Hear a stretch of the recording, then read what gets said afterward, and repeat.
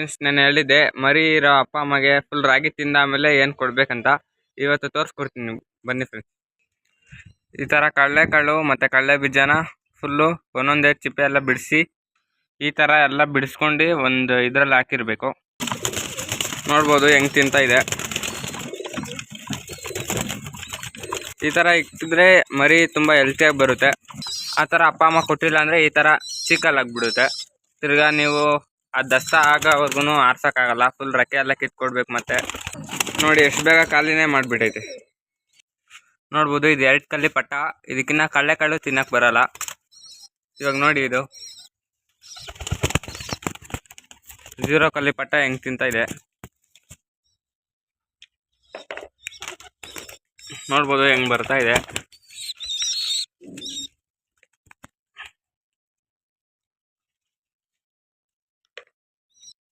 ಈ ಥರ ತಿನ್ಬೇಕಂದ್ರೆ ನೀವು ಅಪ್ಪ ಅಮ್ಮ ಜೊತೆನೇ ದೊಡ್ಡ ಮೇವು ಆಗ್ತಾಯಿದ್ರೆ ಅದು ತಿನ್ನೋದು ಅಭ್ಯಾಸ ಮಾಡ್ಕೊಳುತ್ತೆ.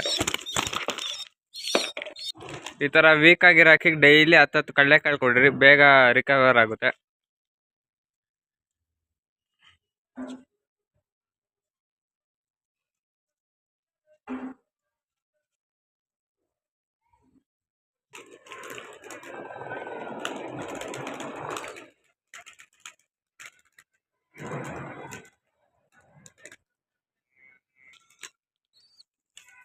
ನೋಡ್ಬೋದು ಹೆಂಗೆ ತಿಂತಾ ಇದೆ.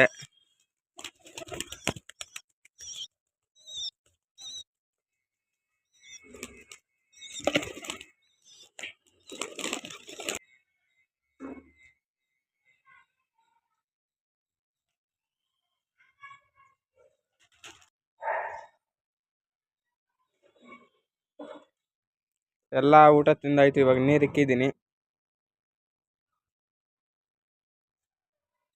ಈ ಥರ ಫುಡ್ ಇಟ್ರೆ ಎಲ್ಲ ಡೈಲಿ 2 ಅವರ್ ಇಡ್ರಿ ಸಾಕು.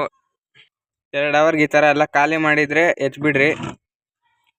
ನೀವು ದಿವಸ ಫುಲ್ ಅಲ್ಲೇ ಇಕ್ಕಿದ್ರೆ ಏನಾಗುತ್ತೆ ಅಂದರೆ ಈ ಥರ ಗಲೀಜು ಮಾಡಿರುತ್ತೆ. ದಿನ ಫುಲ್ ಅದರೊಳಗಡೆ ಇಕ್ಕಿದ್ರೆ ಈ ಥರ ಗಲೀಜು ಮಾಡಿ ಅದೇ ತಿಂದ್ಬಿಟ್ಟು ಮತ್ತು ತುಂಬ ರೋಗ ಬರುತ್ತೆ. ಮರಿ ಇರೋ ಗೂಡು ಮಾತ್ರ ಡೈಲಿ ಕ್ಲೀನ್ ಮಾಡಬೇಕು. ಇಲ್ಲಾಂದರೆ ಅದಕ್ಕೆ ಫುಲ್ಲು ಚಿಕನ್ ಫಾಕ್ಸು ಇಲ್ಲಾಂದರೆ ಅಮ್ಮ ಅಂತಾರಲ್ಲ ಅದು ಬರುತ್ತೆ.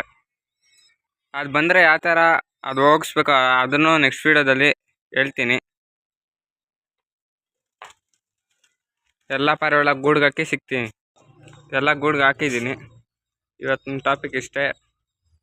ಯಾವ ಥರ ಮರಿಗೆ ಅಪ್ಪ ಅಮ್ಮಗೆ ಕಡಲೆಕಾಳು ಕೊಡಬೇಕಂತ. ಶೇರ್ ಮಾಡಿ, ಸಬ್ಸ್ಕ್ರೈಬ್ ಮಾಡಿ, ಕಮೆಂಟ್ ಮಾಡಿ.